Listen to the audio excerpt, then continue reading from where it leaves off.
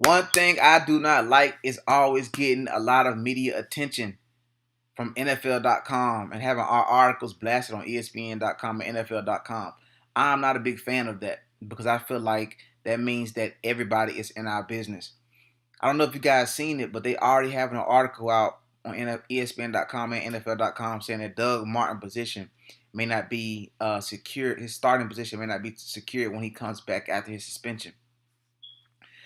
I just wasn't a fan of that being put like all on NFL.com and ESPN. Like that's not a huge thing for us. That's like having, being in a relationship with somebody and you two having issues, but not only you two know it, but your friends know it, your parents know it, like everybody around you knows it. Like or everybody associated with you knows it. Like that's a similar thing. Like I'm not a huge fan of that. So basically what happened was Jason Light had a conversation with Doug Martin, basically telling him what was going on. But he had a press conference and basically expressed, to the media that conversation that he had. Now it wasn't too bad, but we know how media, social media do. They take your words and they pull it out and they make it a lot bigger because they need to make a story, and also they need to have people look at their stories.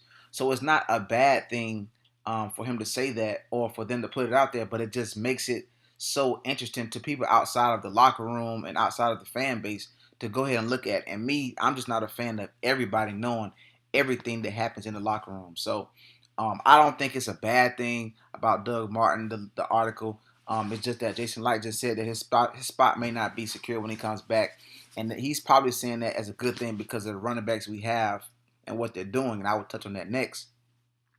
Is the fact that it's just they're playing very well, looking really good in practice, and so is Doug. I mean, again, he said it, even in the article, he says he's looking like the 2015 Doug.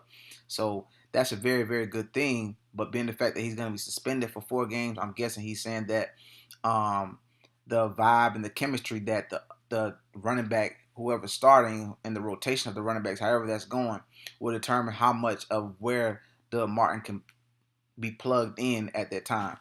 So hearing that Jaquez Rogers obviously is the person that's just starting back, he's going to get most of the touches. But also a person that is turning heads that I wanted to touch on is Jeremy Mcnichols, the rookie out of Boise State, 5th round. He is getting a lot of playing time with the first stringers right now. He's doing a lot. He's doing a lot of things right now, catching, running. He's a mixture, basically, of Jaquez Rogers and Charles Sims. So that's really, really good because he's a catching back as far as, and he's also an every down back as well. So I really, really like how he's doing both things. That's really, really good. So we can use him big time. We got him. We basically stole him in the 5th round. So again, like I said, I believe he played a little bit behind Jay Ajayi, and like I told you earlier, a couple videos ago, um, Boise State is coming out with a lot of good solid running backs recently. With Jay Ajayi and this guy Jeremy Mcnichols. So I like what's going on right now. Like I really, really like what he's doing because he's coming in there and he's jumping up spots just only after a few days of training camp. So that's really, really exciting knowing that our running back position is very much, deep compared to how it was last year where we were picking the guys up mid-season trying to replace Doug Martin being hurt and Charles Sims. So, and right now it's just looking like we just got Jaquez, Jeremy, Peyton Barber still putting his work in. Russell Hansberg is another guy we got, and also Blake Sims, who was a quarterback at Bama a few years back. So these guys are fighting for spots, but it seems like Jeremy McNichols is fighting for first actually for a starting position, starting and second string. So we're gonna see a lot of him very, very early, and that's really, really good. So maybe that's one of the reasons why Jason Light had the few words that he said as far as Doug Martin coming back as the starter. And Jaquez Rogers obviously is a very, very solid first and second and third down back as well. But I just feel like Jeremy McNichols is more of a, he can catch a little bit better and also is a lot younger. So he's a little bit more flexible than Jaquez Rogers is and will be come the season. So I really like that, man. Like I really like how that's going on. Uh, it feels good to have a lot more running backs and to be healthy throughout this season. Doug Martin feels like he's fully motivated, obviously, from how his season went last year, and hearing what Jason Light is saying.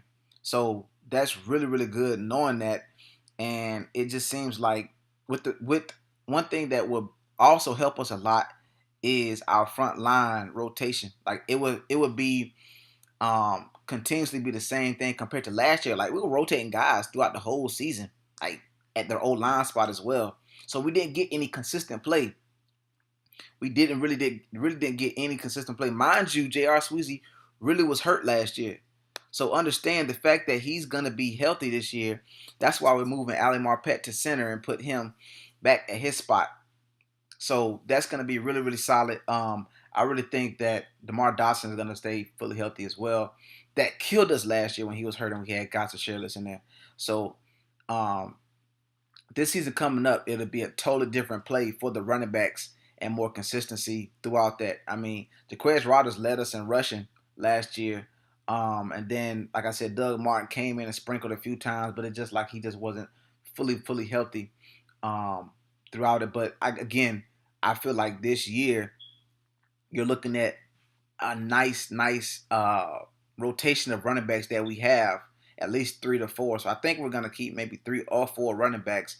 So, but I still wouldn't be surprised if there's a name that we all know that may not make the team. But we're definitely gonna get a full uh, example, throughout this preseason. So very exciting, man. So, but then again, man, like I said, I'll definitely be at practice on Monday. I definitely will be there and see how it's going on. Hearing good news about it, but just the big news right now. I mean, hitting NFL.com, hitting ESPN.com, knowing we already have Hard Knocks. We already have Hard Knocks. Like we already are getting a lot of attention. There's no reason for us to keep having all these other articles drop and not necessarily saying good things about what's going on in our locker room. Those kind of things I would rather just be between the player and the GM or whoever. So at the end of the day, that's not really bad, but let's try to hopefully we can keep these things in house. Like I said, us having too much attention is not necessarily very bad, but I'm just not a huge fan of having all the attention and having the whole NFL know exactly what's going on our roster. I or in the locker rooms at all. The good news is coming out. They already have high expectations of us. Let's try to keep it, in house. Hopefully that works. These press conferences, these news, uh, they're supposed to, ask questions and figure things out so they can keep us fans updated.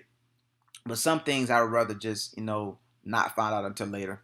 But anyway, I mean, we'll see. But one thing I know is, like I said, Jeremy McNichols is playing very well. Um, I'm happy to hear that. Obviously, Chris Godwin is doing his thing. Um, things are going good, man.